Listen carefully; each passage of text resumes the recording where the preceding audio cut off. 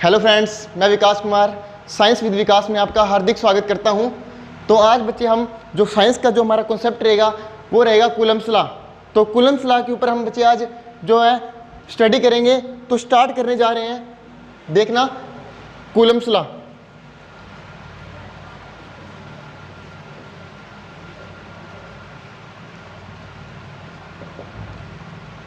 तो Coulomb's law में विशेषकर मैं बताऊं बच्चे, जो बात होगी वो होगी चार्ज के ऊपर। जो इसके ऊपर हमारा कॉन्सेप्ट रहेगा वो रहेगा चार्ज के ऊपर। तो स्टडी करने जा रहे हैं कूलम्ब्स लॉ।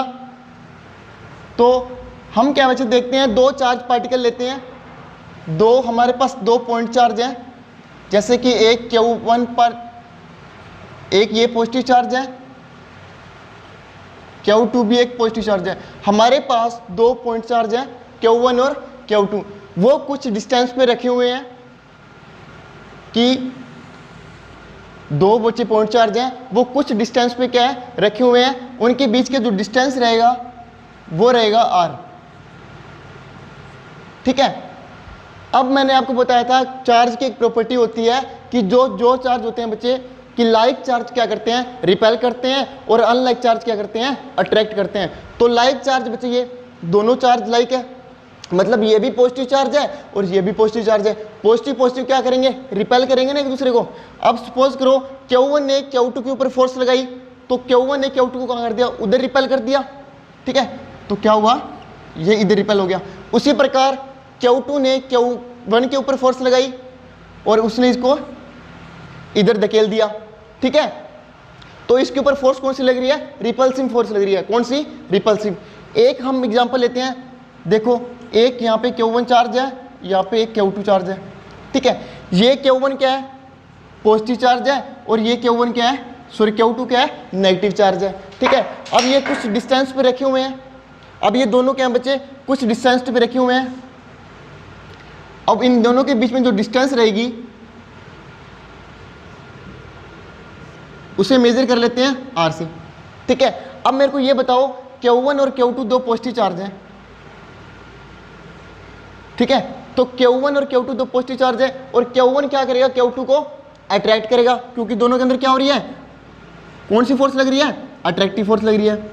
और ये इसको इधर कि Q1 ने Q2 को कहाँ बच्चे, अपनी तरफ अट्रैक्ट किया, और Q2 ने क्या किया, Q1 को अपनी तरफ अट्रैक्ट किया। इसमें फोर्स कौन सी लग रही है, अट्रैक्टिव फोर्स। कौन सी, attractive force.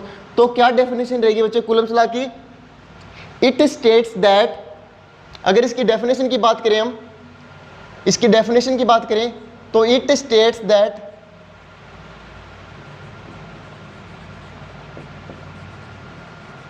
That force exerted on charge, force exerted on charge, exerted on charge किसके ऊपर, चार्ज के ऊपर फोर्स लग रही है। कौन सी, attractive and repulsive force, repulsive force. क्या हो रहा है बच्चे, चार्ज के ऊपर जो फोर्स लग रही है कौन सी लग रही है, अट्रैक्टिव फोर्स लग रही है, और कौन सी, रिपल्सिव फोर्स लग रही है। सो हम कह सकते हैं बच्चे कि जो फोर्स होगा वो डायरेक्टली प्रोपोर्शनल होगा,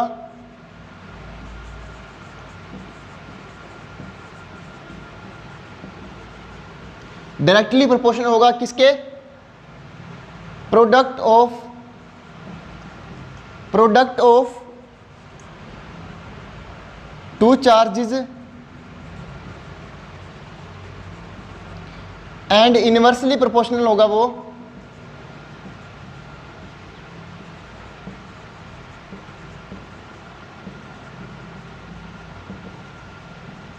इनवर्सली प्रोपोर्शनल होगा किसके, स्क्वायर डिस्टेंस के।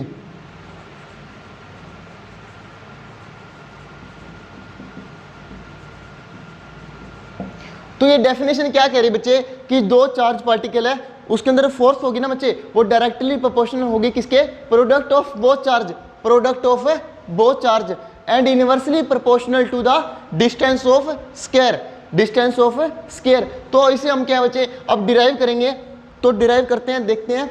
ये इसकी डेफिनेशन थी, ठीक है, नोट कर लेना डेफिनेशन, ये इसकी डेफिनेशन रहेगी। अब हम बात करते हैं इसको डेरिवेशन की, कि इसका डेरिवेशन कैसे होगा। तो मैं आपको बता दूं बच्चे, हम स्टार्ट करने जा रहे हैं। मैंने क्या बताया था कि जो फोर्स होगी वो डायरेक्टली प्रोपोर्शनल होगी किसके, Q1 और Q2 के। इसे नंबर मान लो बच्चे 1, इक्वेशन नंबर 1 मान लो इसे। सेकंड बताया था मैंने कि जो फोर्स होगा वो इन्वर्सली प्रोपोर्शनल होगा किसके, डिस्टेंस स्क्वायर के। इसे नंबर मान लो 2। क्लियर है। अब हम क्या काम करते हैं, जो इक्वेशन 1 है और इक्वेशन 2 है, इनको क्या कर देते हैं, कंबाइन कर देते हैं। यहां पे क्या करते हैं, कंबाइन फर्स्ट एंड सेकंड, ठीक है। जब फर्स्ट और सेकंड को कंबाइन करते हैं तो हमारे पास क्या गिव होता है बच्चे, देखो फोर्स हो गया वो डायरेक्टली प्रोपोर्शनल होगा किसके, Q1 Q2 बाय में डिस्टेंस का स्क्वायर। हमारे पास ये गिवन है, ये आ गया। इसे इक्वेशन नंबर मान लो 3rd, इसे इक्वेशन नंबर मान लो 3rd। आगे मैं क्या कहते हैं बच्चे कि जो फोर्स, अब ये डायरेक्टली प्रोपोर्शनल का साइन है, जो जब ये डायरेक्टली प्रोपोर्शनल का साइन जब हटेगा, जब इसे बच्चे आप रिमूव करेंगे तो हमारे पास क्या आ जाएगा, फोर्स आ जाएगा इक्वल टू के Q1 Q2 बाय में डिस्टेंस का स्क्वायर। कि जब हमने प्रोपोर्शनल का साइन हटाया और प्रोपोर्शनल का साइन हटाने के बाद हमारे पास क्या आ गया, के आ गया, where K is a constant. जो के रहेगा हमारे पास कांस्टेंट रहेगा, ठीक है, के हमारे पास कांस्टेंट रहेगा। अब के की वैल्यू की बात करूं मैं, तो के की वैल्यू रहती है बच्चे हमारे पास इन वैक्यूम मान ले या फिर एयर, ठीक है। के की वैल्यू रहती है हमारे पास 1/4 पाई एप्सिलॉन नॉट, ठीक है। क्या रहती है, के इक्वल रहता है हमारे पास 1/4 पाई एप्सिलॉन नॉट, ठीक है। ये हमारे पास आ गया और इसे इक्वेशन नंबर मान लो 4th, इसे मान लो 4th। अब हम क्या करते हैं, जो के की वैल्यू आती है, ठीक है। अब हम के की वैल्यू बच्चे क्या है ना, के की वैल्यू निकालना सीखेंगे। के क्या मतलब कि यूनिट क्या होते हैं, डायमेंशन क्या होते हैं। लेकिन उससे पहले क्या है, हम इस कूलम लॉ को डिराइव कर रहे हैं, ठीक है, कूलम लॉ को जो है डिराइव कर रहे हैं। तो देखो जब के की वैल्यू क्या पुट करते हैं इक्वेशन नंबर 4th में, कि पुट वैल्यू ऑफ के इन इक्वेशन किसमें, 4th में, इन इक्वेशन 4th।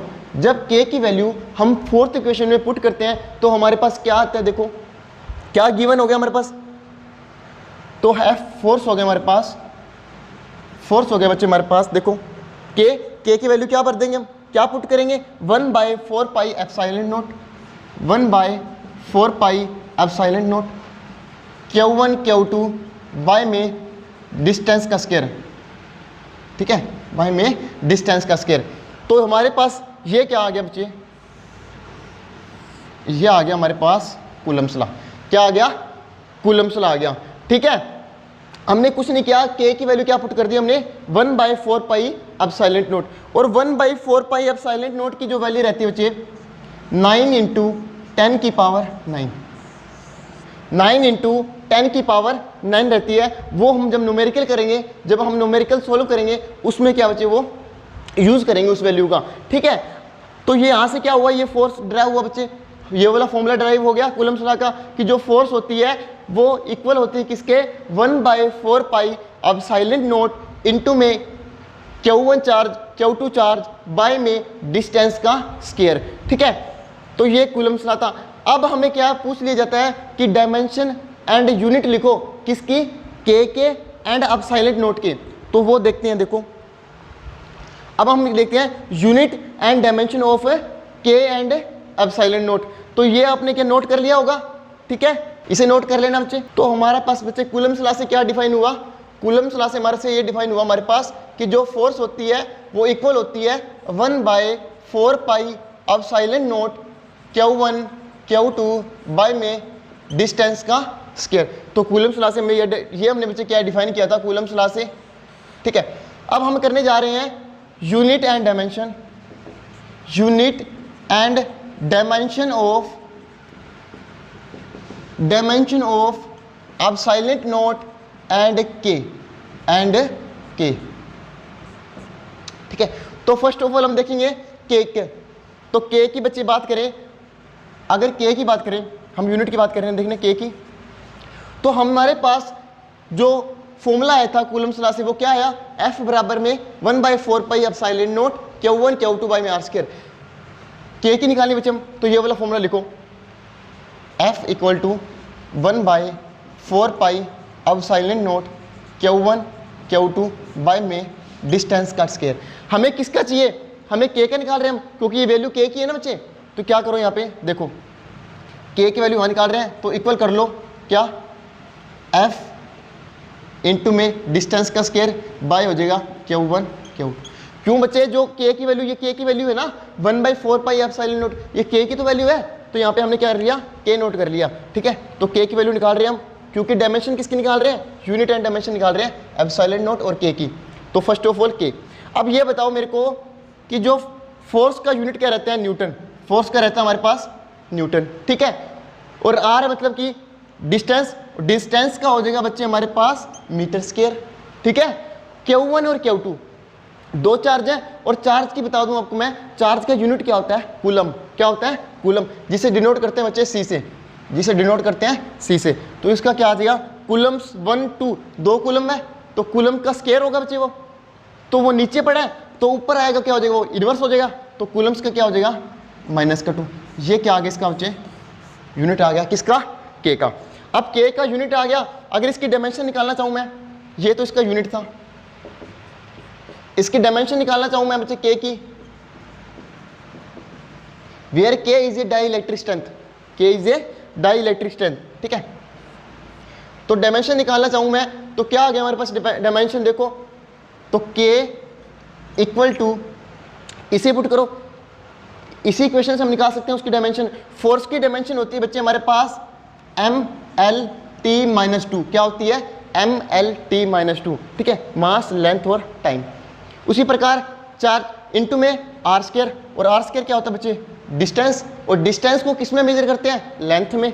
तो इसकी आ गई L की पावर स्क्वायर, L की पावर 2 बाय में क्या है, दो चार्ज हैं। और Q1 मतलब कि Q1 क्या होता है, Q1 होता है हमारे पास होता है बच्चे क्या, ampere into time, ampere into में टाइम, ठीक है, करंट इनटू में टाइम। तो एम्पियर टाइम मतलब कि 80 इनटू में 80, क्योंकि दो चार्ज है, दो चार्ज है ना हमारे पास, तो इसके इक्वल आ गया बच्चे, क्या आ गया, m तो हमारे पास 1 रहेगा, L की कितनी होगी, L की पावर 1 ये होगी, 2 ये होगी, तो L की पावर 3, L की पावर होगी 3। उसी प्रकार T की -2, T की -2 यहाँ पे पड़ी है बच्चे।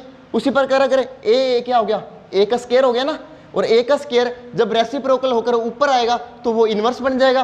तो T का बच्चे प्लस था, ऊपर आके पावर क्या हो जाएगी, माइनस हो जाएगी, ठीक है। तो कितना हो गया, T-2 और T-2 कितना हो गया, T-4, T-4। उसके बाद क्या रह गया हमारे पास, A रह गया ना, और A का बच्चे क्या हो जाएगा, इन्वर्स स्क्वायर, इन्वर्स का स्क्वायर। तो हमारे पास डायमेंशन किसकी आ गई बच्चे, किसकी डायमेंशन आ गई हमारे पास, ये K की डायमेंशन आ गई, ठीक है, किसकी आ गई, K की डायमेंशन आ गई। अब हम मैं बात करें किसकी, unit and dimension of epsilon not. और मैं आपको बताना चाहूँ बच्चे, मैं आपको बताना चाहता हूँ, जो एप्सिलॉन नॉट होता है वो होता है 1 बाय में K, ठीक है, 1 बाय में K, या फिर 1 बाय में F, या फिर 1 बाय में F। क्योंकि जो ये होता है बच्चे एप्सिलॉन नॉट, वो किसके इन्वर्सली प्रोपोर्शनल होता है, किसके, फोर्स के, फोर्स के होता है ना। अगर फोर्स बढ़ेगी तो एप्सिलॉन नॉट क्या हो जाएगा, कम हो जाएगा, अगर एप्सिलॉन नॉट बढ़ेगा तो फोर्स क्या हो जाती है, कम हो जाती है। उसी प्रकार ये था ना बच्चे डायरेक्टली प्रोपोर्शनल में, कि अगर एक चीज़ बढ़ती है तो दूसरी चीज़ बच्चे क्या है, ऑटोमेटिकली बढ़ जाती है। अगर एक पार्टिकल का मास बढ़ता है तो दूसरे पार्टिकल का मास क्या है, नॉर्मली बढ़ जाएगा, क्योंकि वो डायरेक्टली है। अगर एक का डिक्रीज होता है तो दूसरा बच्चे नेचुरली क्या हो जाएगा, डिक्रीज हो जाएगा। उसी प्रकार बच्चे इन्वर्सली में होता है, इन्वर्सली में क्या होता है, अगर एक चीज़ इंक्रीज हो रही है तो दूसरा पार्टिकल क्या हो जाएगा, डिक्रीज। अगर एक पार्टिकल की वैल्यू क्या हो रही है, इंक्रीज हो रही है, तो दूसरे पार्टिकल की वैल्यू क्या हो जाएगी, डिक्रीज हो जाएगी। ये केस किसका रहता है, इन्वर्सली का। और डायरेक्टली में क्या होता है, दोनों क्या होते हैं, एक दूसरे के प्रोपोर्शनल होते हैं, ठीक है। ये होता है। अब साइलेंट होता है 1 बाय में K। तो अब साइलेंट नोट मतलब कि 1 बाय में K। अब इसकी यूनिट की बात करूं तो 1 बाय K, कि जो 1 बाय K मतलब कि K की यूनिट क्या आया था बच्चे, न्यूटन मीटर स्क्वायर पर कूलम आया था। तो यहाँ पे मैं लिख सकता हूँ E naught equal to 1 by में न्यूटन मीटर स्क्वायर उसके बाद क्या था, पर कूलम स्क्वायर, यही था ना, क्या था, पर कूलम स्क्वायर। अगर मैं इसको ऊपर लिखना चाहूँ इन्वर्स में, रेसिप्रोकल होकर ऊपर लिखना चाहूँ इसको, तो क्या बन जाएगा हमारे पास बच्चे, न्यूटन का इन्वर्स बन जाएगा, मीटर का इन्वर्स बन जाएगा और कूलम का स्क्वायर बन जाएगा।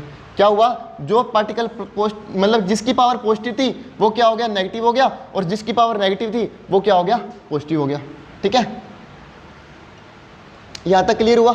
अब उसी प्रकार जिस प्रकार यूनिट लिखी हमने उसी प्रकार क्या लिख देंगे, डायमेंशन लिख देंगे, क्योंकि डायमेंशन भी तो वही रहेगी ना, ई नोट इक्वल टू 1/k।